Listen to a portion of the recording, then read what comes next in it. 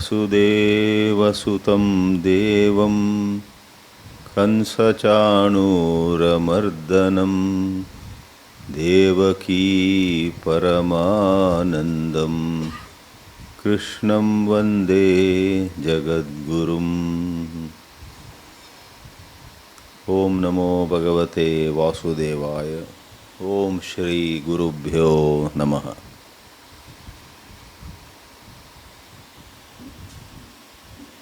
हमने देखा किस तरह भगवान श्री कृष्ण अपने सारे संदेशों को शुरू करते हैं। पहले कहते हैं अर्जुन को, तुम उस चीज़ पर रो रहे हो जिस पर रोना आवश्यक है ही नहीं। तुम जो कर रहे हो वो किसी बुद्धिमत्ता का लक्षण नहीं है। ऐसे शुरुआत करते हैं और ऐसे बोलने के द्वारा जरूर अर्जुन को अच्छी तरह भगवान ने हिलाया होगा। अर्जुन को आदत पड़ा था हमेशा लोगों से प्रशंसा पाने का। हमारे बीच भी बहुत लोगों को वही आदत है। कोई हमारी टीका करते तो हमें अच्छा नहीं लगता। हमें आदत बार बार तारीफ सुनने का ही है। तो बहुत तरह से अर्जुन हमारे तरह ही है। तो शुरुआत में ही श्री कृष्ण कहते हैं तुम मूर्ख हो, पंडिताः न शोचन्ति, गतासून अगतासूंश्च नानुशोचन्ति पंडिताः।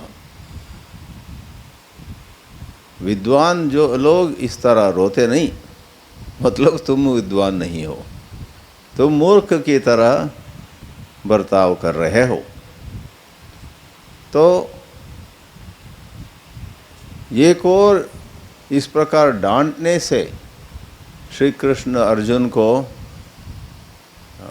एक शॉक देते हैं और उसका एक ही मकसद है कि अर्जुन श्री कृष्ण की बात ध्यान देकर सुने।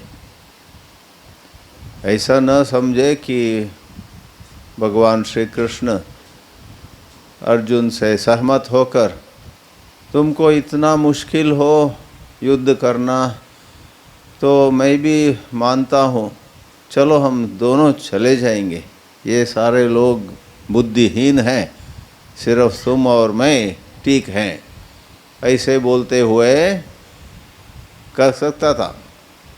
श्री कृष्ण इसको ऐसे कर सकता था जिससे अर्जुन बहुत संतुष्ट हो। अर्जुन हिल गया। अब देखते हैं कि सिर्फ उस प्रकार से आघात नहीं दिया। भगवान श्री कृष्ण अब आने कुछ 15-20 श्लोकों में तत्वशास्त्र के दृष्टि से भी अर्जुन को एक आघात, शॉक देते हैं। तो हर श्लोक में जाने की आवश्यकता नहीं है, लेकिन उनका कहने का अभिप्राय है, हे अर्जुन क्या बोल रहे हो? तुम कह रहे हो कि ये मरेंगे वो मरेंगे, कोई मरने वाले नहीं है इधर। और ऐसा कोई समय ही नहीं था जब तुम नहीं थे, ऐसा कोई समय आएगा भी नहीं आगे जब तुम नहीं रहोगे। इस प्रकार अर्जुन के जो सोच था उसका पूरा खंडन करता है भगवान श्री कृष्ण। तुम और हम हमेशा थे, अभी भी हैं और हमेशा के लिए रहेंगे ही। और ये सारे राजा लोग हमेशा के लिए रहेंगे। This is what they call shock treatment. कोई कोई रोग का इलाज में भी इलेक्ट्रिक शॉक देते हैं, तो शॉक ट्रीटमेंट। लेकिन मज़ेदार बात है कि ये शॉक ट्रीटमेंट ऐसे ही बोलने के लिए नहीं, वेदांत की दृष्टि से ये सबसे ऊंचा सत्य है। आप और हम जो सोच के बैठे हैं कि हम ये शरीर है, और कभी कभी हम ये अध्यात्म चर्चा में भी कहते हैं एक दिन तो हमें जाना ही होगा, हम सब नश्वर हैं, कौन रहेंगे इस धरती पर, ये बात भी कहते हैं हम।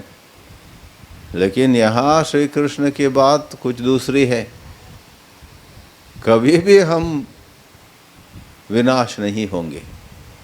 तो क्या है, विरुद्ध बातें हो रही है। एक व्यावहारिक लौकिक दृष्टि है और दूसरी पारमार्थिक दृष्टि है।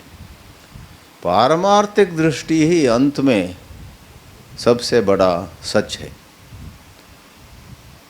वेदांत जब आपको और हमको कहता है तुम अविनाशी हो, तुम्हारा जन्म नहीं, तुम्हारा मृत्यु नहीं वगैरह, वो ऐसे ही हमको खुश करने के लिए नहीं कहता है। ये अच्छी तरह अध्ययन करके, अच्छी तरह सद्गुरु के पास वेदांत पढ़ने पर हमें समझ में आता है कि हम विश्वास करें या न करें, यही सत्य है। हमें उतना विश्वास नहीं होगा और हम उसमें अच्छी तरह निष्ठा नहीं पा सकते हैं, वो बात दूसरी है। लेकिन सत्य यही है कि जिसको हम ये शरीर मैं हूँ, मेरा अभी ये उम्र है और मैं चाहूँ या न चाहूँ समय रुकेगा नहीं, मैं और भी वृद्ध हो जाता हूँ और एक दिन चलना है। हाँ, इस प्रकार जो हम सोचते हैं वो एक स्तर पर ठीक है, लेकिन वो अंतिम सत्य नहीं है। तो दूसरे अध्याय में जिसमें हमने प्रवेश किया था, श्री कृष्ण बड़े जोरदार ढंग से आत्मज्ञान की बात कहते हैं। बहुत सारे बड़े बड़े प्रबल श्लोक हैं यहाँ, कुछ अच्छे दृष्टांत भी आते हैं।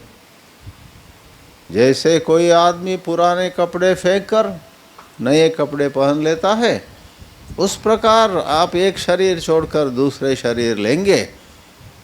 ये शरीर कपड़े की तरह है। वासांसि जीर्णानि यथा विहाय नवानि गृह्णाति नरोपराणि वगैरह। और भाषा यहाँ पर इतने तीक्ष्ण है, तीव्र है। भगवान श्री कृष्ण कहते हैं तुम सच में जो हो उसको कोई अस्त्र शस्त्र काट नहीं सकता, कोई आग जला नहीं सकता है, पानी उसको गीला नहीं कर सकता है, हवा उसको सूखा नहीं कर सकता है। नैनम छिंदन्ति शस्त्राणि नैनम दहति पावकः नैनम क्लेशयन्ति क्लेदयन्ति आपः न शोषयति मारुतः। अच्छेद्योयम अदाह्योयम अक्लेद्योयम अशोष्य एव च नित्य सर्वगतस्थाणुः अचलोयम सनातन। ये सब एक्स्ट्रा ऑर्डिनरी श्लोकस। हम तो कभी गीता पारायण करते हैं, कितने श्लोक बचे हैं वो देखते हैं। ये ऐसे श्लोक आने पर हमें रुकना चाहिए क्या? ये हमारे अस्तित्व के बारे में ही कह रहे हैं भगवान, सच्ची हमारे अस्तित्व के बारे में ही कह रहे हैं। और वो सत्य हमें थोड़ा देखकर साधना पर लगना चाहिए। साधना ऐसे करना चाहिए, कम से कम हम फूलिश मूर्ख ढंग से अपने दिनों को बिताना नहीं चाहिए। कहते हैं ना, बड़ा काम कभी कर नहीं सकोगे तो ठीक है, कम से कम बुरा काम मत करो। कोई श्लोक है, क्या है वो, अकुर्वन्नपि विद्युक्तम निषिद्धम परिवर्जयेत। विधि जो कहता है, विधान शास्त्र जो विधान करता है, वो यदि कर नहीं सकते तो ठीक है, कम से कम निषिद्ध कर्म मत करो। निषिद्ध परिहारेण लभते विहिते मतिम, एक ऐसा श्लोक है। तो उस प्रकार ठीक है, हम ब्रह्मनिष्ठ आत्मनिष्ठ नहीं हो पा रहे हैं, यद्यपि बहुत साल से गीता वगैरह पढ़ते आए हैं, कम से कम हर रोज़ सतर्क रहें, सजग रहें। मेरी मातृभाषा कन्नड़ में एक कहावत है, किसी ने रात को बहुत अच्छी तरह से एक कुआं देखा, जिसका दीवार नहीं होगा ना, खुला कुआं जिसमें सीधा गिर सकता है। जिस कुएं को रात में आपने सही ढंग से देखा था, वो कैसे दिन में जाकर गिर गए उसके अंदर, ऐसे एक प्रश्न है उसमें। तो कभी कभी आप बहुत अच्छा तत्वशास्त्र तत्व दर्शन वगैरह बोलते हैं कि दूसरों को भी समझाते हैं, लेकिन फिर इतना अधर्म का आचरण, झूठ बोलना और छोटी चीज़ों से डरना, बहुत ही छोटे आदमी की तरह बर्ताव करना, ये क्यों? इस प्रकार एक यहाँ सूचना मिलती है हमको भगवान श्री कृष्ण के बातों में। सोचा जाए तो बहुत ही गंभीर संदेश है। तो इस प्रकार कुछ श्लोकों में 15-20 में जबरदस्त भगवान श्री कृष्ण अविनाशी आत्मा का जिक्र करते हैं। न केवल जिक्र करना, उसके बारे में काफ़ी प्रकाश डालते हैं।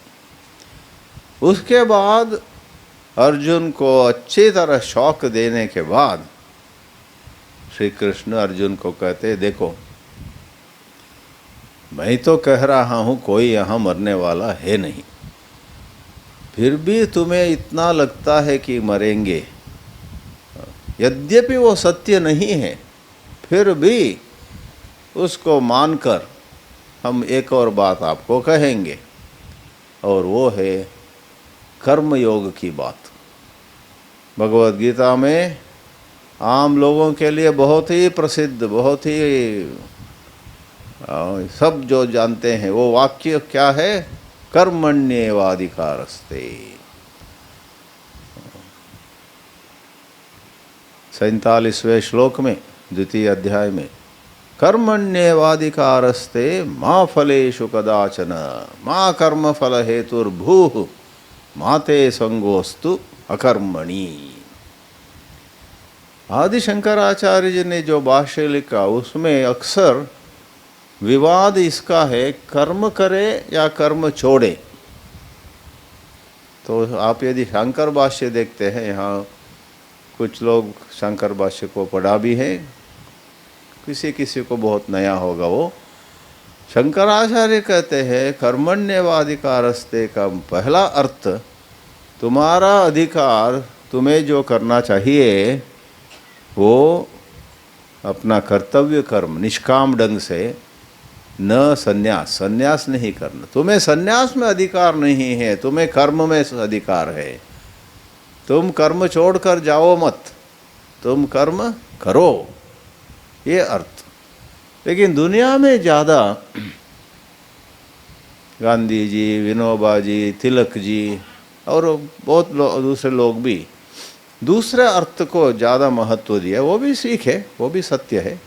वो क्या है दूसरा अर्थ? तुम्हारा अधिकार कर्म में, फल में नहीं। तुम्हारा अधिकार काम करने में, ये कॉमन है दोनों को। एक अर्थ तुम्हारा कर्तव्य करना, कर्म से भागना नहीं, संन्यास नहीं। और दूसरा है तुम्हारा काम करना है और फल के बारे में चिंता करना नहीं। जैसे भी हो, दोनों अर्थ को ले लो आप। आइदर वे, इस तरह करो या उस तरह करो। आदेश ये है, तुम अपने कर्म को अपने को कर्ता समझते हुए भी, यद्यपि वास्तव में तुम कर्ता नहीं हो, वो आत्मज्ञान तुम्हें हुआ नहीं है, अपने को कर्ता मानकर भी तुम काम्य कर्म मत करो, निष्काम कर्म करो।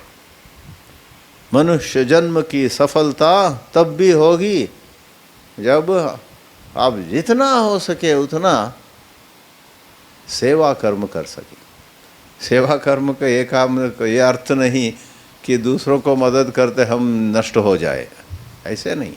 Be practical. मैं ये कहना चाहूँगा कि कहीं भी अध्यात्म विद्या में मूर्खता का उपदेश नहीं है। अपने पास एक ही, सर्दी में समझो एक ही कोट है, उसको किसी दूसरों को देकर हम मर जाए तड़प तड़पते। वो हजारों में ये कोई कर सकता है शायद, उसको हम बहुत आदर करते हैं, सेल्फ सैक्रिफाइस कंप्लीट। लेकिन गीता का संदेश और सामान्य दृष्टि से सारे शास्त्रों का संदेश ये है, भाई आपसे जो हो सकता है, आप बहुत सारे अच्छे काम कर सकते हैं अपने को नुकसान नहीं करते हुए। अपने को किसी प्रकार से नुकसान नहीं पहुंचाते हुए, अपनी ज़रूरतों को संभालते हुए आप बहुत कुछ दूसरों के लिए कर सकते हैं।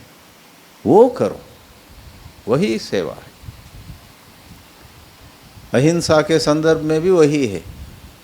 गीता हो, सारी स्मृतियाँ हो, सारे सनातन धर्म के शास्त्र हों, वहाँ कहीं भी ऐसे नहीं कहा कि हर संदर्भ में कोई हमें मारे तो उनको और मारने दो, क्योंकि हम किसी को नहीं मारेंगे।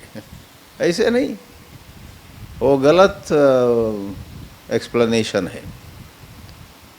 कांची में एक बहुत बड़े संत थे भारत के, जो शंकर मठ कहते हैं ना। पूर्व में पुरी में है, पश्चिम में द्वारका में, उत्तर में जोशी मठ है, दक्षिण में श्रृंगेरी है। इनके अलावा कांची भी एक प्रमुख मठ माना जाता है, शंकराचार्य जी ने ही स्थापना की। वहाँ एक बहुत ही बड़े महात्मा, बहुत ही बड़े तपस्वी और बहुत बड़े शास्त्रज्ञ थे, बहुत मेधावी, और अपने जीवन में बहुत बड़ा तपस्या उनका था। चंद्रशेखर सरस्वती, उनको परमाचार्य कहते उन दिनों। वे शायद 1994 या 95 में देह छोड़ दिया। उनको एक बार पूछा गया था, क्या सनातन धर्म में अहिंसा का ये अर्थ है कि कोई हमें मारे तो हम उनको न मारे और उनको और भी मारने दे? कांची शंकराचार्य जी ने कहा, वो लाखों में एक को वो उपदेश है। वो शास्त्रीय भाषा में उन्होंने उत्तर दिया। शास्त्रीय भाषा क्या है? हमारे यहाँ 4 वर्ण हैं और 4 आश्रम हैं। ब्राह्मण क्षत्रिय वैश्य शूद्राः इति 4 वर्णाः। और आश्रमाः के ब्रह्मचर्यम, गार्हस्थ्यम, वानप्रस्थम, संन्यासः तथा, ये 4 आश्रम हुए। उन्होंने टेक्निकल लैंग्वेज में बोला। वो अभी एक किताब आई है, श्री राम वाजपेयीम नाम से एक लेखक ने महात्मा गांधी के बारे में एक किताब लिखी है, वो प्रकट हुई है, प्रकाशित हुई है, उसमें ये संवाद दिया हुआ है। कांची परमाचार्य ने कहा सनातन धर्म में जो ब्राह्मण वर्ण का हो और सन्यास लिया हो, वो ब्राह्मण सन्यासी को वो उपदेश है। वो समझो कोई आकर थप्पड़ मारा, वो ब्राह्मण सन्यासी न केवल जाति से, अपने योग्यता से, अपने अर्हता से, अपने अंदर के काबिलियत के अनुसार कोई कोई ब्राह्मण सन्यासी होते हैं, बहुत ही सात्विक और बहुत ही त्यागमय होते हैं। वो लाखों में एक ब्राह्मण सन्यासी को वो बात सही है, उसको कोई दाहिने साइड में थप्पड़ मारे तो वो देखेगा और बड़ी शांति से बाएं चेहरा, बाएं साइड दिखाएगा।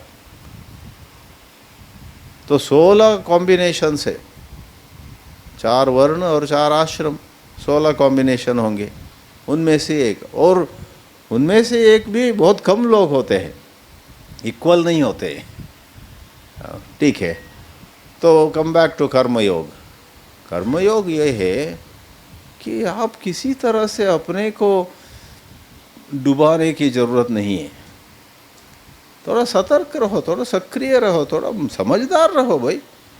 आप समझदार रहकर हर रोज़ अपने समय को, अपने दूसरे संपन्नमूलों को, जो पैसे हो, समय हो, आपके पास जो कुछ है, आपके पास कुछ ज्ञान हो, जो भी हो आपके पास, उसको दूसरों के साथ बांटो।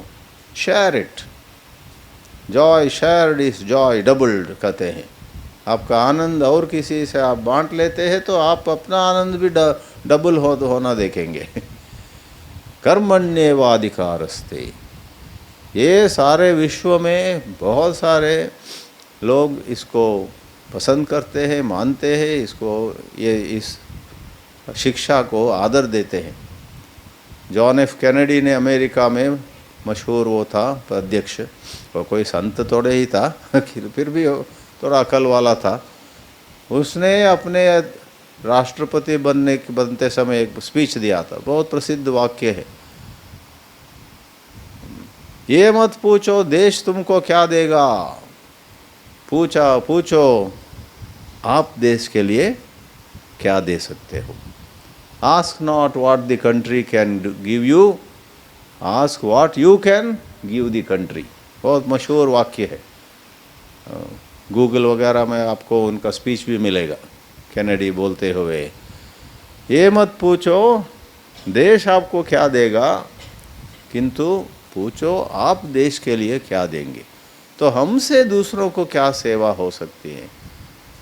तो ये कर्म योग तरह तरह से, कई प्रकारों से भगवान श्री कृष्ण इस अध्याय में, दूसरे अध्याय में और आगे बहुत जगह 18वें अध्याय में भी कर्मयोग की बात आती है।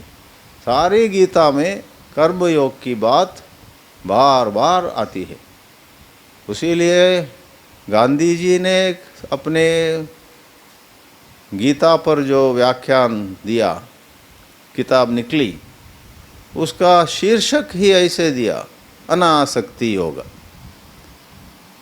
महात्मा गांधी जी के गीता व्याख्या ऐसा नाम रखती है, क्या है, अनासक्ति। अनासक्ति का अर्थ है मेरे को क्या मिलेगा, मुझको क्या मिला और आगे मुझको क्या मिलने वाला है, मैं, मेरा, मुझे, उस पर आसक्ति नहीं रखना, फल आसक्ति छोड़ देना।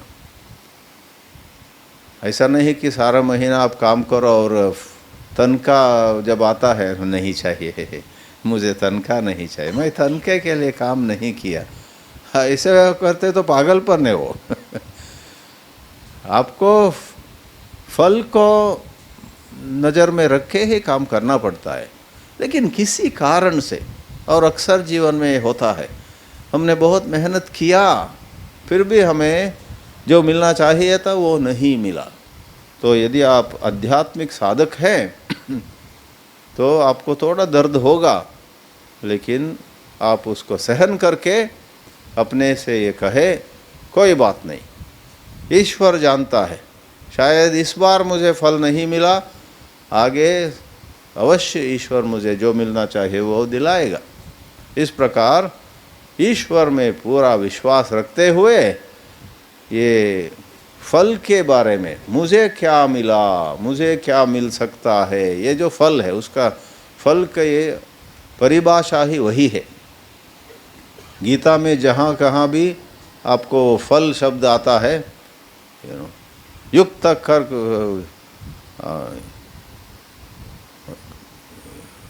युक्तः कर्मणि, देखो वो मेरा बहुत ही प्यारा श्लोक है, कभी कभी बहुत प्यारे लोग भी भूल जाते हैं ना। 5वें अध्याय में 12वां श्लोक शायद, करेक्ट।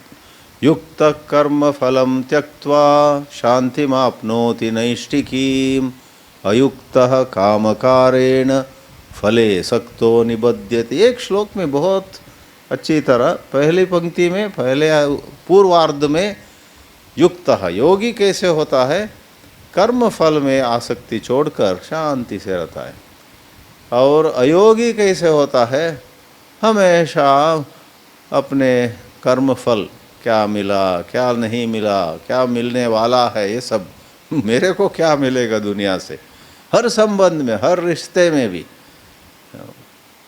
फल की अपेक्षा रखते हुए कहते हैं बध्यते फले सक्तो निबध्यते। तो उसको उतना जोर नहीं देना, अन्यथा कहावत है संस्कृत में, प्रसिद्ध कहावत किसी सुभाषित में होगा, प्रयोजनम अनुद्दिश्य मंदोपि न प्रवर्तते। बड़ा मंद बुद्धि भी किसी प्रयोजन को नज़र में नहीं रखते हुए काम नहीं करेगा।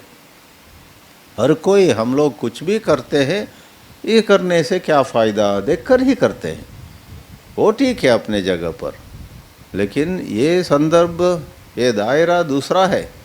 यहाँ ये बात है कि हम अपनी सेवा में आनंद ले, सेवा पर जोर दें, और अवश्य हम भी सुखी रहना चाहते हैं, दूसरे भी सुखी रहे ये चाहते हैं। किसी कारण से इधर उधर हमें नुकसान हुआ, उस पर रोते नहीं बैठेंगे, और उस पर क्योंकि हमें कुछ नुकसान हुआ, अच्छे काम को हम छोड़ने वाले नहीं हैं, अच्छे काम हम करते आगे जाएंगे। आज हमको सुनने में मिला कि बांग्लादेश में हरे कृष्ण मंदिर को नष्ट कर दिया लोगों ने, उसके बावजूद अब वहाँ बहुत ही संकट है। हरे कृष्ण मंदिर जो ध्वस्त हो गया, उसका ध्वंस हो गया, नष्ट हो गया, उसके बावजूद वहाँ के सारे ब्रह्मचारी लोग, सन्यासी लोग, गृहस्थ लोग, मेंबर, सदस्य वो सेवा कर रहे हैं। फिर से खाना पका के उनको खाना भोजन खिलाने में बहुत आनंद है ना। क्या बोलते हैं उसको, भारत में भी वो प्रोग्राम है ना, अक्षय पात्र अक्षय पात्र जैसे हमारे बहुत आश्रमों में वो होता है, लेकिन हरे कृष्णा तो बड़े क्या बोलते हैं उसको, हाँ, पैमाने पर, that is word I am looking, बड़े पैमाने पर, बड़े मात्रा में सबको बांट रहे हैं सारे देशों में। स्कूल में अक्षय पात्र स्कूल प्रोग्राम, लाखों लोगों को, बच्चों को हर रोज़ खाना खिलाते। तो वो कर्मयोग है। और जरूर वो शायद क्यों, जरूर ये जो हिंसा हो रही है या जो अन्याय हो रहा है उसको सही ढंग से वो सामना कर रहे हैं। शायद मोदी जी को भी बोला गया है, और वहाँ भी जो करना चाहिए उसका अन्याय को रोकने के लिए वो कर रहे हैं। लेकिन ये ऐसा नहीं कि कोई गरीब है और मेरे पास खाना है उसको नहीं दूंगा, ऐसा नहीं है। अच्छा काम कंटिन्यू करो और अन्याय के खिलाफ लड़ो।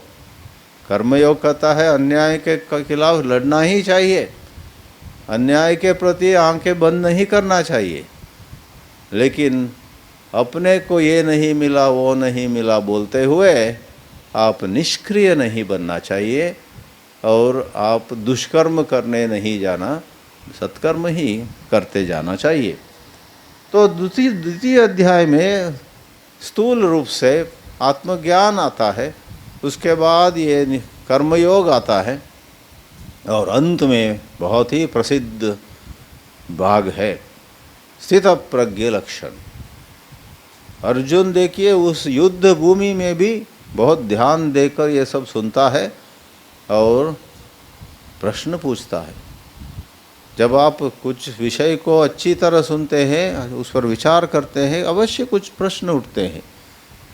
युद्ध भूमि में अर्जुन यदि वो अच्छा छात्र नहीं था, योग्य शिष्य नहीं था, वो कुछ भी नहीं पूछेगा। ठीक है, ठीक है, युद्ध करते हैं हम, या तो अडिग रह के नहीं नहीं हम चले जाएंगे।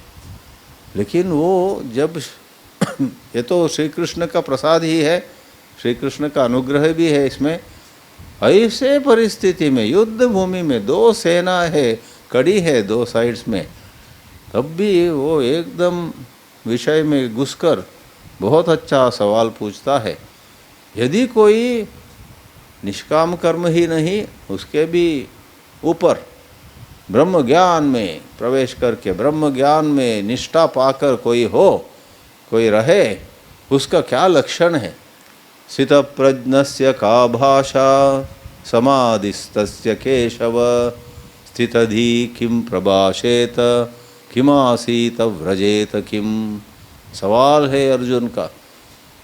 जिस गीता में 18 अध्याय है, उसी गीता में दूसरे अध्याय में 18 श्लोक अध्याय के अंत में बहुत प्रसिद्ध हुए, उस भाग का नाम है स्थित प्रज्ञ लक्षण। ताकि हम लोग उस स्थित प्रज्ञ के लक्षण पढ़कर सुनकर हमारे अंदर कुछ अभिलाषा आ जाए, हमारे अंदर एक उत्सुकता आ जाए, हम भी थोड़ा उत्सुक हो जाए। हमें पहुंचना यहाँ है, ये संपत्ति, ये जमीन, ये सोना चांदी, इसका क्या कीमत है। थोड़ा समय के बाद इससे मुझे कुछ भी, और इसको हम ले नहीं जा सकते। लेकिन यहाँ जो बात आई है, अंदर की एक विकास, ये हमेशा के लिए, जन्म जन्मों के लिए और जन्म मर मृत्यु से पार होने के लिए काम आने वाला ये मामला है। इस प्रकार हमें एक प्रकार की उत्सुकता, eagerness, I am now eager to gain self knowledge. तो वो 18 श्लोक अद्भुत है। उस स्थित प्रज्ञ का वर्णन है। दुखेषु अनुद्विग्न मनाः सुखेषु विगत स्पृहः। उसको भी जीवन में दुख और सुख होते हैं। जब दुख होता है, वो जैसे सुबह ही मैंने कहा था, 2 बूंद आंसू भी गिर सकते हैं उसके आंखों से, लेकिन जल्दी ही वो अपने को संभाल कर ही रीगेन्स हिज बैलेंस और शांत रहकर आगे क्या किया जा सकता है उस पर ध्यान देता है। उसको भी कभी कभी सुख मिलता है, बहुत सुख भी मिल सकता है, वो सब पूर्व कर्म के आधार पर सुख मिलता है। लेकिन उसकी खासियत यह है कि वो उस सुख से लिप्त नहीं होता है। अरे ये सुख न चले जाए, हर रोज इसी तरह हो जाए। इस प्रकार जो राग होता है, अटैचमेंट और डिपेंडेंस, निर्भरता, उसी पर निर्भर होकर कोई हमको तारीफ करते हैं, हम अगले दिन हम ही उनके घर जाकर कल जो बोले थे एक और बार बोलो ना कि हम बहुत अच्छे हैं। ऐसे करते तो आदमी अगला दिन कहेगा कल आपको मैंने किसी दूसरे आदमी समझकर बोला वो सब। भाई मिस्टेक आई प्रेस्ड यू ऐसे बोलेगा वो, थप्पड़ मारेगा हमको। तो सुखेषु विगत स्पृहः, सुख के कंटिन्यूटी, सुख ही रहे उस प्रकार के आशा नहीं करते हुए। और बहुत अच्छे एक श्लोक का उदाहरण करें, या निशा सर्वभूतानां तस्यां जागर्ति संयमी यस्यां जागृति भूतानि सा निशा पश्यतो मुनेः। जब सारे लोगों के लिए रात है, वो स्थित प्रज्ञ के लिए दिन है। और जब सारे लोगों के लिए दिन है, स्थितप्रज्ञ सो जाता है। ये बहुत ही पहेली बोलते हैं इसको, पहेली है। संस्कृत में प्रहेलिका बोलते हैं इसको। रिडल, पजल समझ में नहीं आता, लेकिन थोड़ा सोचने पर, सही ढंग से कुछ मार्गदर्शन मिलने पर हमें इसका ये कितना अच्छा है वो समझ में आता है। उसकी दृष्टि ऐसे बदल गई है, ये पापंचिक भौतिक विनाशी चीज़ों में दुनिया बहुत आसक्त रहता है, लेकिन स्थितप्रज्ञ को उसमें इंटरेस्ट नहीं है। तो रात्रि और दिन, उसका ये मतलब है, जिसमें सब लोगों का बहुत इंटरेस्ट रहता है, कामना रहती है, उसमें इनका इंटरेस्ट नहीं है। और जिस परमार्थ की ओर दुनिया के लोगों के इंटरेस्ट ही नहीं है, उसके प्रति स्थितप्रज्ञ की आंखें हमेशा खुली रहती है। वो ईश्वर को देखते रहता है हमेशा। दुनिया ईश्वर को नहीं देखती है। दुनिया बार बार कामिनी कांचन बोलते हैं ना, उस पर ही नज़र रखता है। तो स्थितप्रज्ञ लक्षण बहुत ही प्रेरणादायक है, स्फूर्तिदायक है। और आगे जाने से पहले एक और बोलना है, वहाँ न केवल स्थितप्रज्ञ का वर्णन है, प्रापंचिक लोग, दुनिया के लोग कैसे गिर पड़ते हैं। ध्यायतो विषयान् पुंसः संगस्तेषुपजायते,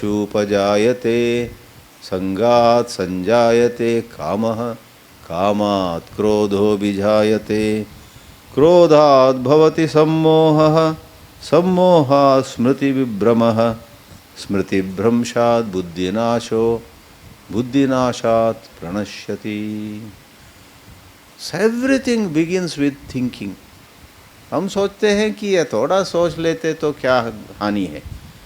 तो दुनिया के विषयों में, वो खाने पीने की चीज़ हो, संपत्ति कमाना हो, मशहूर होना हो, हमारा नाम, हमारे तस्वीर अखबार में, टीवी में आने की बात हो, तरह तरह के ये अहंकार और ममकार को पुष्टि देने वाली चीज़ें दुनिया में बहुत है। उसके बारे में हम सब सोचते, समझो थोड़ा सोचने से कुछ नहीं होगा। ध्याय तो शब्द का अर्थ है इधर सोचना, विचार से। दुर्विचार पहले पहले इतनी कम होती है, क्या होता है, और वही दुर्विचार यदि आप लंबे समय के लिए या बार बार उस दुर्विचार में घुसते हैं, वो दुर्विचार इतना बलवान हो जाकर फिर किसी चीज़ को आप चाहते थे और उसके बिना रह नहीं सकते, और वो चीज़ मुझे मिलने में कोई बाधा डाले उसको मारूंगा। इस प्रकार क्रोध, क्रोधात् भवति सम्मोहः, विवेक चला जाता है। और फिर जो चीज़ हमने पढ़ा था, सुना था या सुनाया था भी लोगों को, वो सब भूल जाते हैं हम।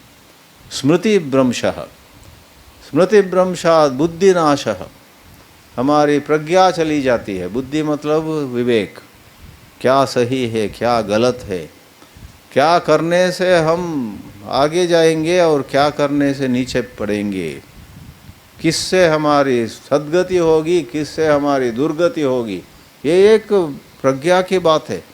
वो प्रज्ञा चली जाती है।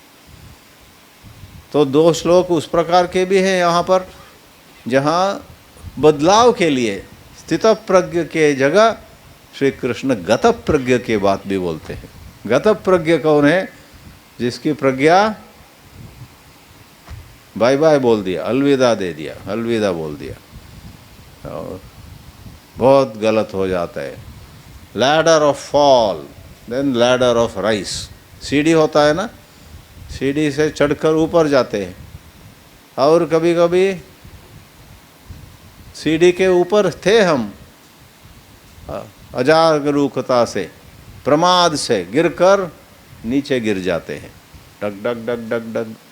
विवेक चूड़ामणि में वो केली कंदुकः, ये गेंद, प्रमादतः प्रच्युत केली कंदुकः, वो गेंद गिर जाता है और आप उसको पकड़ने का कोशिश करते, लेकिन और 4 सीढ़ी नीचे गई, फिर ऑल द वे डाउन 56 सीढ़ी नीचे गया। वो लंबी सी सीढ़ी समझो, किसी किसी इमारत में होता है ना अंदर।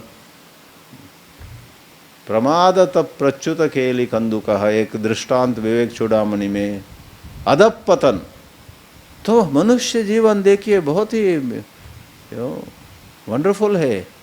हम चाहते तो हम बहुत ऊंचे जा सकते हैं, जीवन सार्थक हो सकता है। और यदि हम प्रमाद में ही रहते हैं, कोई हमें कुछ अच्छे हितवचन दे लेकिन हम न सुनते, तो जैसे वो गेंद नीचे गिर जाता है, एकदम बहुत ही नीचे गिरकर बहुत दुख का अनुभव करते हैं। जो हमें चाहिए नहीं, किसको दुख चाहिए? दुख तो किसी को चाहिए नहीं, फिर भी हम दुख की ओर ही बहुत तेज चलते हैं। इसलिए विचार, वहाँ संदेश मुख्य रूप से ये है,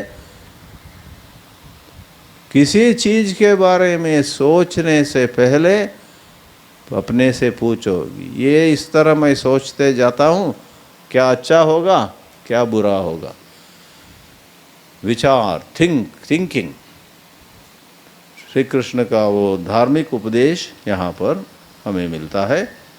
फिर हम तीसरे अध्याय का कुछ झलक लेंगे। अब तीसरे अध्याय का नाम ही कर्मयोग, जिसका जिक्र दूसरे अध्याय में हो चुका था, हमने भी आज बात की उसके बारे में। और उसका विस्तार में यज्ञ का कल्पना, यज्ञ की एक कल्पना देकर यज्ञ कहते हैं, यज्ञार्थात् कर्मणोऽन्यत्र लोकोऽयं कर्म बंधनः। 9वां श्लोक, तीसरे अध्याय के 9th श्लोक में, जो भी काम आप करें यदि उसमें दूसरों की सेवा न हो, ईश्वर की सेवा न हो, क्योंकि ईश्वर और दूसरे लोग अन्य नहीं हैं। दूसरे लोगों में हमें ईश्वर को देखना होगा और ईश्वर के अंदर ही सब प्राणियों को देखना होगा। सब प्राणियों में ईश्वर विद्यमान है और ईश्वर के अंदर सब प्राणी, हम भी उनके अंदर ही हैं। तो यज्ञार्थात् कर्मणः अन्यत्र, सारे दूसरे कर्म बंधन ही रचाता है। इसलिए यज्ञ के लिए, सेवा के लिए, सेवा कर्म करो हे अर्जुन, इस प्रकार के संदेश यहाँ मिलता है। ये भी देखिए, एक बात है, भगवद गीता में यद्यपि किसी अध्याय को कर्म योग बोला, किसी को ज्ञान योग बोला, किसी को भक्ति योग कहा, और भी अक्षर ब्रह्म योग, अलग अलग नाम, लेकिन आप देखते तो पता चलेगा कि हर अध्याय में हर चीज कुछ ना कुछ थोड़ा तो है ही। जिसको कर्मयोग बोले हैं उसमें भक्ति भी है, उसमें ज्ञान भी है। इस तृतीय अध्याय में 19वां श्लोक बहुत ही सारभूत है। सार संग्रह भूतम तस्माद् असक्तः सततम कार्यम कर्म समाचर, असक्तो ही आचरन् कर्म परमाप्नोति पुरुषः। तस्मात् शब्द का अर्थ है उसलिए, इस कारण से, उसलिए, उस कारण से, इस कारण से। क्या मतलब? इस श्लोक से पहले भगवान श्री कृष्ण ने काफ़ी बैकग्राउंड दिया है, सेवा से कैसे हम मुक्ति के ओर चल पड़ेंगे और सकाम कर्म से हम ज़्यादा से ज़्यादा अपने को बंधन में डालेंगे। इसको काफ़ी विस्तार में वैसे द्वितीय अध्याय से ही शुरू करके बोल चुके हैं। तस्मात्, उसलिए इन सब चीज़ों को नज़र में रखते हुए असक्तः सततम कार्यम, देखिए भक्ति हमने जिक्र किया सुबह, भक्ति के संदर्भ में भी तस्मात् सर्वेषु कालेषु माम अनुस्मर, भक्ति में यही कहा जाता है बार बार, ईश्वर का प्यार से स्मरण करो। क्योंकि स्मरण करने के लिए आपको ज़्यादा ऊर्जा भी नहीं चाहिए। समझो कोई कहते हैं हर रोज़ 5 मील दौड़ो, बाप रे, हमारे जैसे लोग दौड़ेंगे नहीं। 5 मील दौड़ने के बारे में एक लेक्चर दे देंगे, प्रवचन दे देंगे, 5 मील दौड़ो। लेकिन यहाँ प्रवचन देने के लिए जो ऊर्जा चाहिए वो भी जरूरी नहीं है। सोचना, आप बहुत थके हैं समझो, कहते हैं एक घास के पत्ता भी आप उठाने की स्थिति में नहीं है, हाय हाय मैं मर जा रहा हूँ, तब भी आप लेटे हैं, तब भी आप श्री राम जय राम जय जय राम, श्री राम जय राम जय जय राम, श्री राम जय राम, मौखिक रूप से नहीं, मन में कह सकते हैं कि नहीं, बहुत आसान है। लेकिन जब हम प्रापंचिक होते हैं, ऐसी बहुत ही थके हुए स्थिति में भी इतना थकावट है, हाँ मैं मर जा रहा हूँ, हाँ लेकिन एक नया आइसक्रीम शॉप खुला है उस रास्ते में, कल जाऊँगा, उसके लिए शक्ति है। कल सुबह थोड़ा बिजी हूँ मैं, लेकिन दोपहर को 4 बजे दुकान बंद करके या ऑफिस में बाहर आकर घर के रास्ते में ही उस आइसक्रीम दुकान जाऊँगा, और क्या बोलते हैं उसको, ये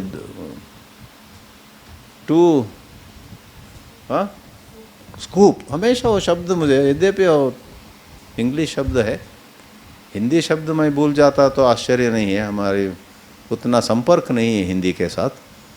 scoop, I get all other words, some bad words also. Then I ask audience, what is the word? At least I guard against the bad words which come in my mind.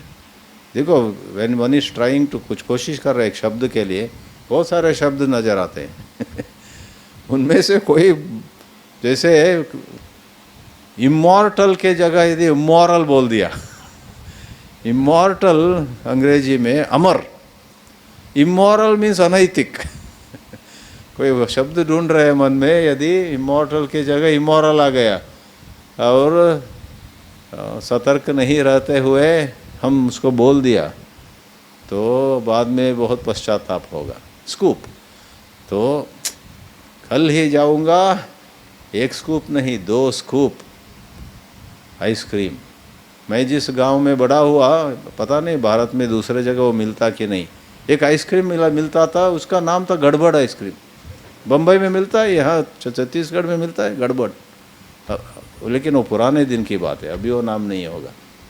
हम लोग order करते थे, वो कुछ प्रकार का mixture था, उसमें बहुत सारी चीज़ें, जो भी हो। देखिए मेरा मन भी थी, कितनी ऊर्जा से जा रहा है आइसक्रीम के बारे में तो कहने का अभिप्राय है, विचार में बदलाव ले आओ, और आसक्ति जो है ना, तस्मात् असक्तः का, आसक्ति है कहाँ? विचार में ही, विचार में आसक्ति है। आसक्ति कहीं बाहर नहीं है, हमारे हाथ पैर में आसक्ति नहीं है, हमारे नाक या जिह्वा में नहीं है, it is all in the mind.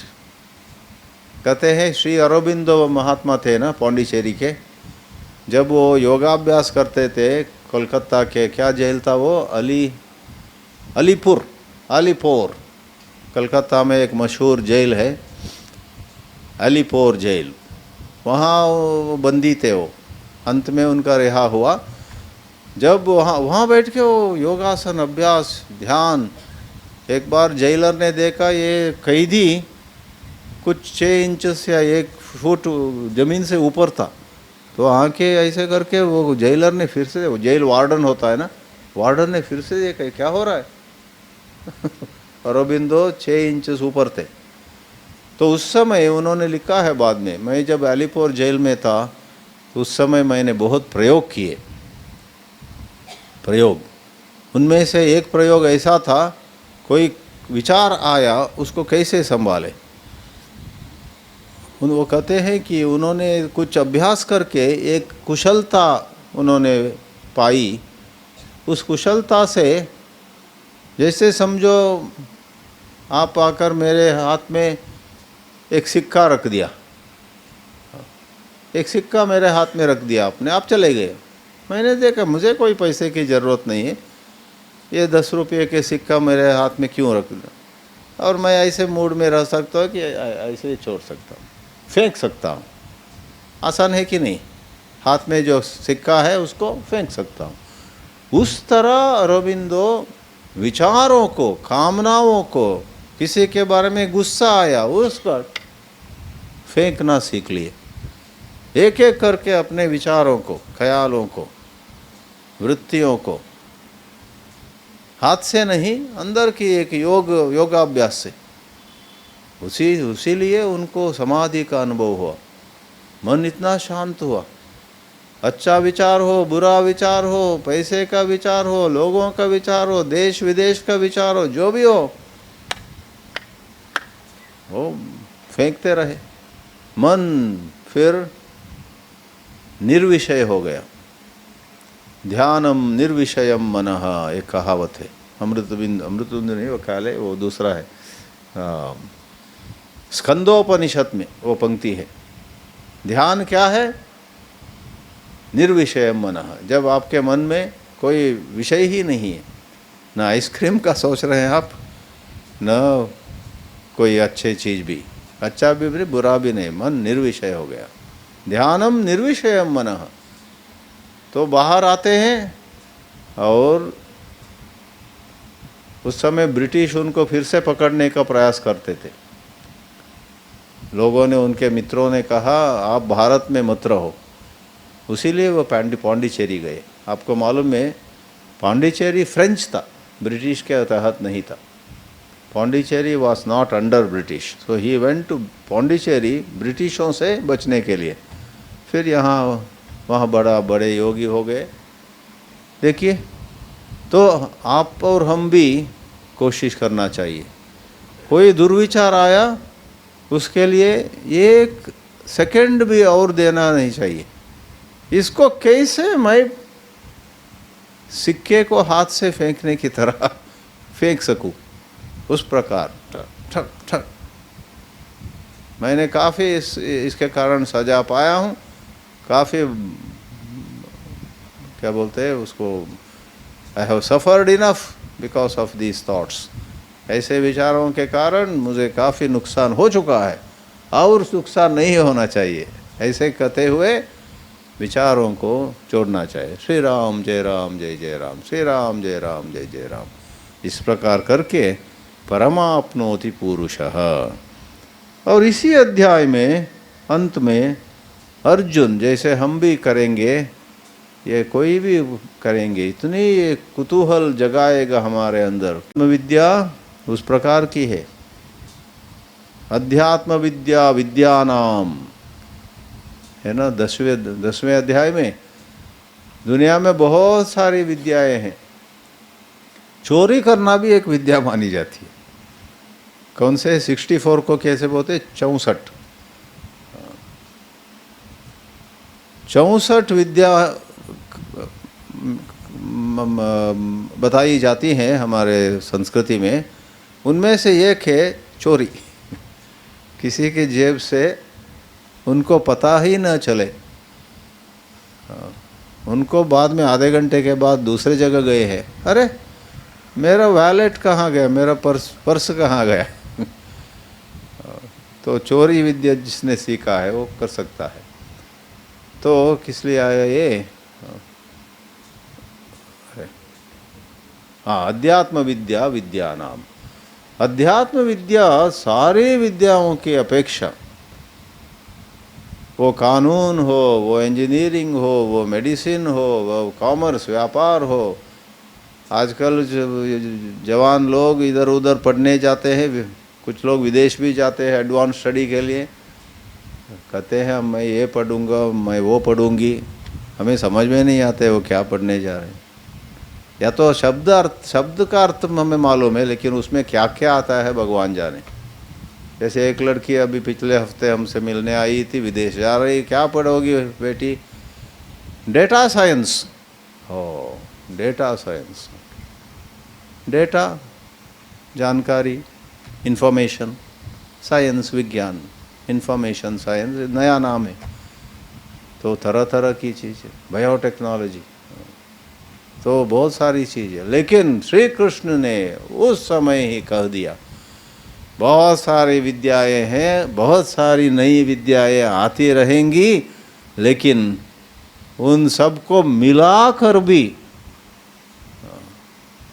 वो अध्यात्म विद्या के पास नहीं आ सकती।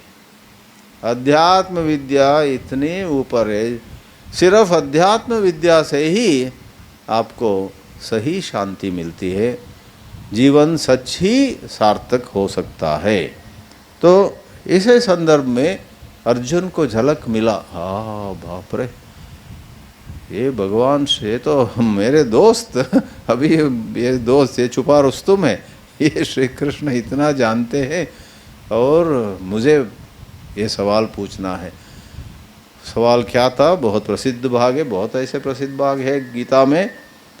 देखो श्री कृष्ण, आप जो कहते हैं बहुत सुंदर है, बहुत अच्छा है, लेकिन बिना चाहते भी हम क्यों पाप करते हैं? हम, कहाँ है वो? अतः केन प्रयुक्तोयम पापम चरति पुरुषः अनिच्छन्नपि वार्ष्णेय बलादिव नियोजितः। पता नहीं, जानबूझकर भी हम गलत करते हैं, गलत करना नहीं चाहते हैं, फिर भी हमारे हाथ गलत हो जाता है। तो कैसे, क्यों होता है? उसका उत्तर श्री कृष्ण कहते हैं, ये तो आपके अंदर, हम दूसरे जगह इसको पूर्व संस्कार बोलते हैं, कुछ वासनाएं बैठी हैं। वासना कहो, संस्कार कहो, यहाँ तो श्री कृष्ण प्रयोग करते हैं शब्द का काम। काम येष क्रोध येष रजोगुण समुद्भवः महाशनो महापाप्मा विद्येनमिह वैरिणम। तुम जीवन भर उसको या इसको शत्रु मानते आए, इस परिवार के खिलाफ आपको भावनाएं हैं, फीलिंग्स अगेंस्ट दिस फैमिली, उस कभी कभी उस देश को, वो हमारे दुश्मन है, ये हमारा दुश्मन है। वाकई में असली दुश्मन आपके अंदर ही बैठा है। विद्धि एनम यह वैरिणम, वैरी मतलब दुश्मन। तुम्हारा दुश्मन तुम्हारे अंदर ही, तुम्हारे अंदर जो विचार आते हैं, विचारों को उस प्रकार आने का कारण आपके अंदर बैठा है काम, क्रोध। आप साधना के द्वारा उनको नष्ट कर सकते हो। और इस काम के लिए दो जो है, अच्छी कामना नहीं है, बुरी कामना, वो संदर्भ के अनुसार। क्योंकि कभी कभी आपके अंदर कुछ अच्छी इच्छा भी आती है किसी को मदद देने की, या तो अपने ही सुबह उठे और आपको योगासन करने की कामना हुई, प्लीज़ उसको इस प्रकार का काम मत समझो। मैं सारी आशाओं को, सारी कामनाओं को छोड़ने वाली, योगासन करने की कामना हुई है, नहीं नहीं, मैं उसको छोड़कर कॉफ़ी पीऊँगा, ऐसे नहीं करना। योगासन करने की, प्राणायाम करने की, ध्यान में बैठने की, कुछ शास्त्राध्ययन करने की, और किसी से 500 रुपये लिया था 2 दिन पहले, उसी दिन वापस देने का बोला था, दिया नहीं, लेकिन अभी याद आ रहा है, अभी वो पड़ोस में है, मैं जाके उसको वापस कर दूँ। ये सब अच्छे विचार है, वो कामना यहाँ नहीं आती है। काम येष क्रोध येष। तो इसको बहुत सुंदर दृष्टांत के द्वारा बताते हैं। धूमेन आवृयते वह्निर् यथादर्शो मलेन च यथोल्बेन आवृतो गर्भः तथा तेनेदम आवृतम। किसी किसी में क्या है,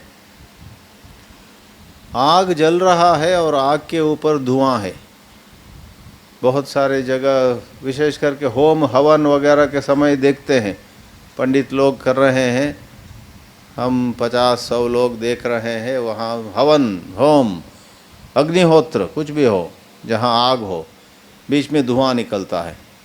तो धुआं को हटाने के लिए, उसको दूर करने के लिए बहुत आसान, कभी कभी वो एक रखते हैं एक पाइप जैसा, फू फू फू, वो धुआं निकल जाता है, बहुत आसान। किसी किसी में, हमारे बीच कुछ लोग ऑलरेडी बहुत सात्विक हैं, क्या करें, बहुत सात्विक, बहुत धार्मिक होने पर भी कुछ गलत काम उनके हाथ होते रहते हैं, कुछ गलत विचार उनके मन में आते हैं, बड़ी दुख की बात है। अन्यथा वो बहुत विद्वान, अच्छा विद्वान है, सेवा भी करते हैं, लेकिन आप बहुत नज़दीक जाओ। अभी हैदराबाद में हमें एक, अभी नहीं कुछ समय साल पहले, मैं खुद ही एक डॉक्टर को बहुत मानता था, मतलब उसके कैरेक्टर, उनकी दवा, उनके मेडिसिन लेकर मुझे कुछ होना नहीं है, लेकिन वो आदमी सत्संग में आता था, वो बहुत अच्छा आदमी। मैं बार बार गया उन दिनों में, हैदराबाद बहुत बार गया।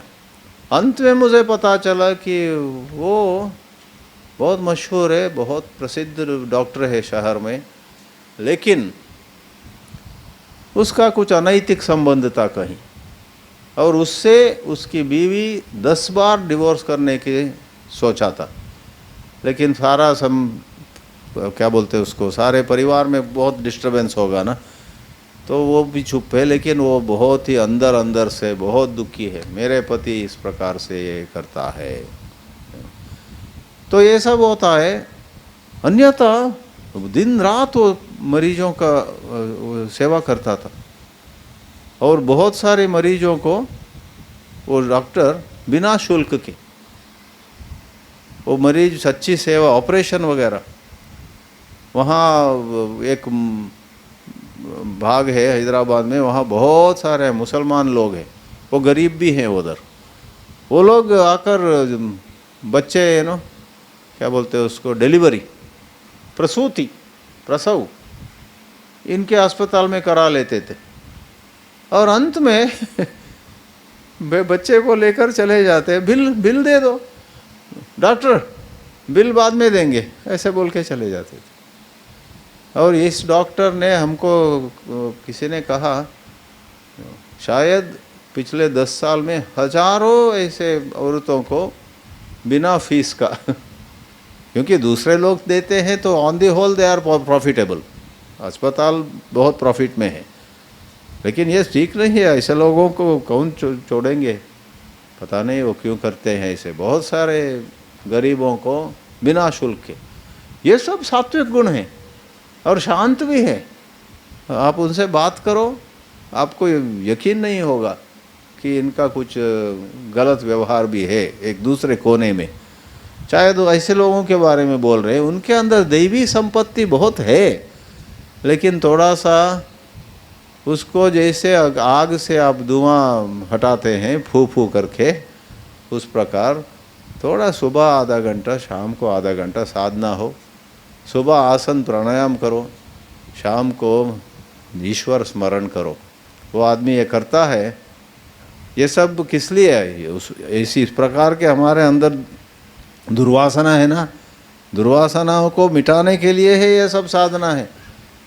बहुत सारे आध्यात्मिक साधक एक बहुत बड़ी गलती करते हैं, मालूम है क्या? वो कहते हैं मैं साधना आजकल नहीं कर पा रहा हूँ। क्यों?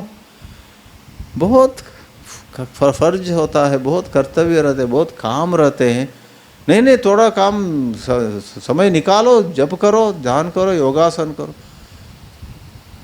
तब बोलते हैं नहीं, मैं ऐसे स्थिति में हूँ, मेरा मन काफ़ी अशुद्ध है, तो जप वगैरह के लिए बैठ नहीं पाता हूँ, मन सहयोग नहीं देता है। फिर जब मेरा मन शुद्ध होता है ना एक दिन, तब मैं हर रोज़ जप करूँगा। राम राम।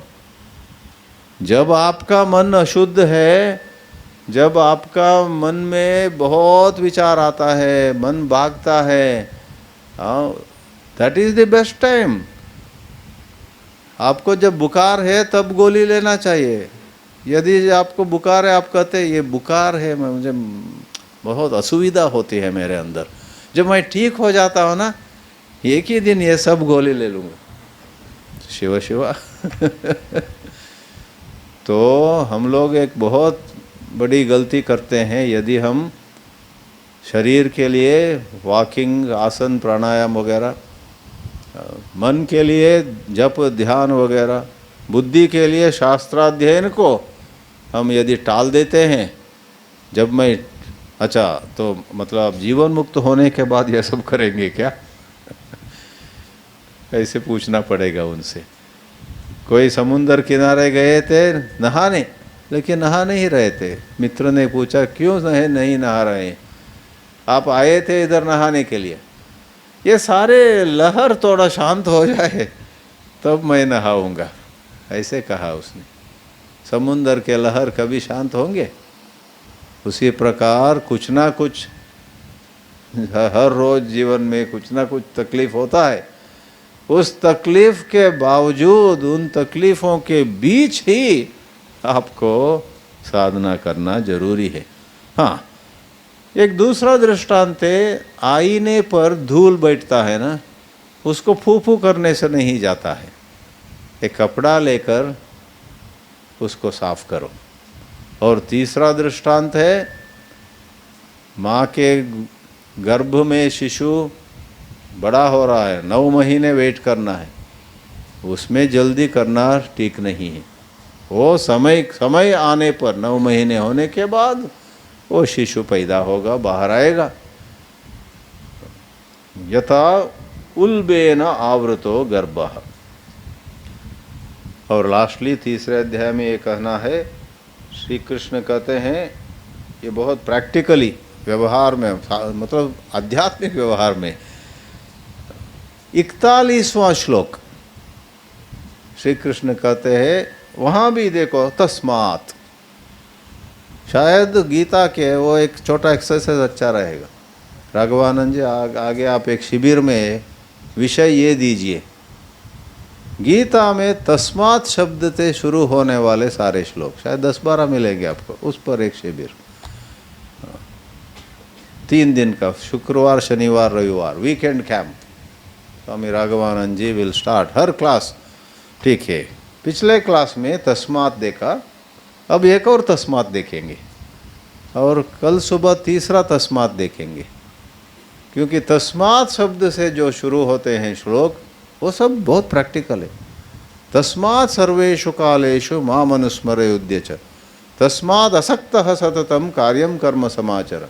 अब एक और आ रहा है, तस्मात् त्वम आदौ इंद्रियाणि, 41 श्लोक, तस्मात् त्वम इंद्रियाण्यादौ नियम्य भरतर्षभ पाप्मानं प्रजह्येनं ज्ञान विज्ञान नाशनम।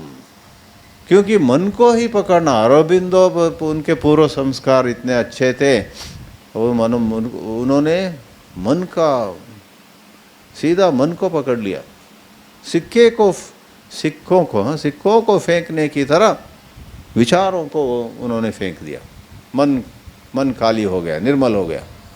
हमें कहाँ संभव है, हम तो उसको फेंक नहीं सकते, उसका विरुद्ध करते हैं कभी कभी। जैसे मैंने आइसक्रीम का एग्जाम्पल दिया, ध्यान में बैठे हैं, श्री राम जय जय राम। अच्छा, वहाँ शहर में नया आइसक्रीम पार्लर खुला है, बास्किन रॉबिन्स, और ये कोई बेंगलुरु में एक है, वो क्या है, बेंगलुरु में, यहाँ भी होगा, वो एक नया चेन आया है, पोलार बेर। बेर मतलब कोई जानवर है, वो उत्तर ध्रुव और दक्षिण ध्रुव वगैरह में क्या बोलते हैं, भालू, ऑफ कोर्स भालू, हाँ राइट कर, अरे मुझे याद आना चाहिए था, भालू। तो ध्रुव में, शायद दक्षिण ध्रुव में होगा वो, अंटार्कटिका, लोग जाते हैं ना अंटार्कटिका। नेहा कहाँ गई थी? अंटार्कटिका। बहुत शी वेंट टू बोथ। हमारे बम्बई में एक लड़की है, वो उत्तर ध्रुव को गई, दक्षिण ध्रुव को, दोनों गई थी, उसके बाद पति मिला उसको, है ना। आई मीन क्रोनोलॉजिकली, उसका कारण नहीं। उत्तर ध्रुव जाके, दक्षिण ध्रुव जाके बाद में पति को पाया। वो लड़की मिलती तो कहिए, स्वामी जी ने छत्तीसगढ़ में लेक्चर में तुम्हारा जिक्र किया। हमारे एक शिविर में आई थी वो लड़की, तो मैं स्लाइड शो दिखाया। उस समय वो दक्षिण ध्रुव था शायद, बाद में उत्तर ध्रुव भी गई वो। कुछ जाते हैं ना नॉर्थ पोल, साउथ पोल, तो पोलार बेयर वो आइसक्रीम शॉप का नाम है। बिकॉज उत्तर ध्रुव में, दक्षिण ध्रुव में बहुत ठंडा होता है ना, आइसक्रीम भी ठंडा है उस प्रकार से। तो हम क्या करते हैं, उस आइसक्रीम का थॉट को फेंकने के जगह, ये बहुत सुंदर थॉट है, ये इतना अच्छा विचार है, आओ आओ थोड़ा मेरे गोद में बैठो। उसको हम प्रोत्साहन करते हैं, कम से कम प्रोत्साहन न करें, उसको ऐसे ही निहारे और वो खुद ही चले जाए। हम उसको धकेल के बाहर न कर सके तो उसको स्वागत करके कुर्सी मत दो, कम से कम उतना मत करो, फिर उतना तो साधना करना चाहिए। तो इंद्रियाणि आदौ, मन को संभालना बहुत मुश्किल है, तो उसीलिए इंद्रिय मिताहार बनो। यदि आहार कोई नहीं कहते हैं आप हर रोज उपवास करो एक बार एकादशी इत्यादि, अन्यथा अच्छी तरह खाओ, लेकिन लिमिट, मिताहार। बोलने में यदि आप सतर्क हैं, वो भी इंद्रिय निग्रह है, क्योंकि वाणी एक कर्मेंद्रिय है ना, वाक कर्मेंद्रिय है। बोलने में, खाने में, सोने में, इस प्रकार कुछ चीज़ें हैं, काफ़ी कुछ वो शारीरिक स्तर पर है, उसको संभालना आसान है। सूक्ष्म इंद्रिय जो है मन, उसको भी इंद्रिय बोलते हैं। इंद्रियाणि दशैकंच, 15वें अध्याय में श्री कृष्ण ही कहते हैं, देखो इन 10 इंद्रिय और एक और इंद्रिय, एक और कौन है? वो मन है। तो ये अंतर इंद्रिय, अंतःकरण जो है मन, उसको पकड़ में ले आना शायद 1000 में एक को संभव है। हम सब क्या कर सकते हैं? इंद्रिय निग्रह। जलेबी खाओ, लेकिन एक से एक खा के बंद करो, दूसरा मत लो। एक खाते हुए दूसरों के प्लेट में जो जलेबी है उस पर नज़र मत रखो। एक खा रहा है, दूसरा वो थोड़ा बड़ा है, मुझको जो मिला उससे थोड़ा बड़ा है, ये सब क्यों? इंद्रिय तस्मात् त्वम इंद्रियाणि आदौ, शुरुआत में नियम्य भर्तर्षभ, आप इस पर विजय प्राप्त कर सकते हैं। हर एक अध्याय इस प्रकार है गीता में, एक से बढ़कर एक प्यारा। 4था अध्याय, नहीं ज्ञानेन सदृशम पवित्रमेह विद्यते। यद्यपि थोड़ा आगे आता है वो। 4था अध्याय शुरू कैसे होता है? भगवान कहते हैं, इमं विवस्वते योगम प्रोक्तवान अहम अव्ययम विवस्वान मनवे प्राह मनुरिक्ष्वा कवे ब्रवीत। एक परंपरा बताते हैं, बहुत पहले मैंने ही इस अध्यात्म विद्या को, यहाँ योग शब्द से सारी अध्यात्म विद्या सूचित है, मैंने ही इस सारी अध्यात्म विद्या को सूरज को दिया था, विवस्वान। और विवस्वान राजा मनु को दिया, राजा मनु ने राजा इक्ष्वाकु को दिया। देखिए, ये मत समझो कि ये सिर्फ ब्राह्मणों के पास था, ये संस्कृत या ये सारी ब्राह्मण, क्षत्रिय, वैश्य और शूद्र सबको ये उपलब्ध था। लेकिन देखो, कोई तालाब जाते हैं, कोई बड़े पात्र लेकर जाते हैं, वो ज़्यादा पानी ले सकते हैं। छोटा पात्र लेकर, छोटा बर्तन जाकर जो नदी के पास, तालाब के पास जाते हैं, उनको कम पानी मिलता है। तो सृष्टि में अंदर से हम सब वही एक ही आत्मा है, लेकिन at a given moment of time, किसी पल, उस वक़्त देखते हैं तो एक माँ के ही 3 बच्चों में एक आगे रहता है, एक पीछे रहता है, एक सत्कर्मी रहता है, दूसरा क्या कहें दुष्कर्मी रहता है, ये सब होता है। तो यहाँ क्षत्रियों की बात है, विवस्वान, मनु, इक्ष्वाकु, और दूसरे श्लोक में श्री कृष्ण खुद ही अफसोस से कहते हैं, हे अर्जुन मैं क्या कहूँ, महता कालेन, लंबे समय के बीतने पर ये अध्यात्म विद्या अब नाम मात्र रह गया। लोग बोलते हैं कि ये लेक्चर दूंगा, वो आत्मज्ञान वगैरह, लेकिन इसको सच ही समझ के उसमें निष्ठा जो पाए है ऐसे कोई है नहीं। सकालेन यह महता योगो नष्टः परंतप, और उसीलिए हे अर्जुन, इस महाभारत युद्ध के प्रारंभ में, शुरुआत में मैंने तुमको चुनकर, इस संदर्भ को, इस समय को, इस सन्निवेश को, इस जगह को, देशतः कालतः आपको मैंने चुनकर आपको मैं ये अध्यात्म विद्या बता रहा हूँ, क्योंकि तुम न केवल मेरे को बहुत प्रिय हो, भक्तः असि सखा इति, और यद्यपि श्लोक में नहीं है, शंकर भाष्य में है, मैंने सुबह बोला ना, अवतरणिका या उपोद्घात, इंट्रोडक्शन, परिचयात्मक, पहले भगवद गीता पर पहले कुछ शायद कुछ 1000 शब्द लिखे हैं उन्होंने, या तो 500 शब्द होंगे, गिनना चाहिए। छोटी सी एक परिचयात्मक है, इंट्रोडक्शन। उसमें शंकराचार्य कहते हैं, समाज में कोई श्रेष्ठ हो उसको आप कुछ विद्या को सिखा दें तो श्रेष्ठ के द्वारा सब दूसरे लोग भी उसको पाएंगे। Catch hold of the eminent person, Arjun उन दोनों में श्रेष्ठ था, तो अर्जुन को चुनकर स एवायम मया तेद्य योग प्रोक्त सनात पुरातनः भक्तोसि मे सखा चेति रहस्यम ही एतद उत्तमम। चौथे अध्याय का नाम है ज्ञान योग। इसमें ज्ञान की प्रशंसा है अंत में।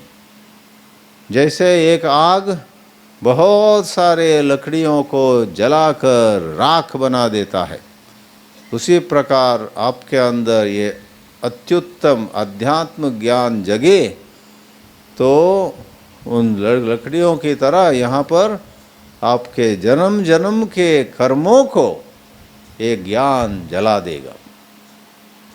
यथैदांसि समिद्धोऽग्निर्भस्मसात् कुरुते अर्जुन ज्ञानाग्नि सर्वकर्माणि भस्मसात् कुरुते तथा, आगे आने वाला है। उस आधार पर अध्याय का नाम ही ज्ञान योग।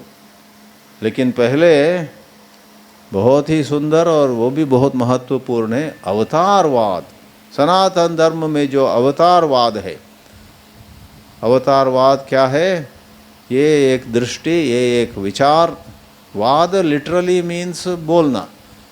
सनातन धर्म में हम ईश्वर के धरती पर आने के विचार में बोलते हैं। वदामः, विद्वांसः वदन्ति, ऋषयः वदन्ति, वदन्ति इति वादः।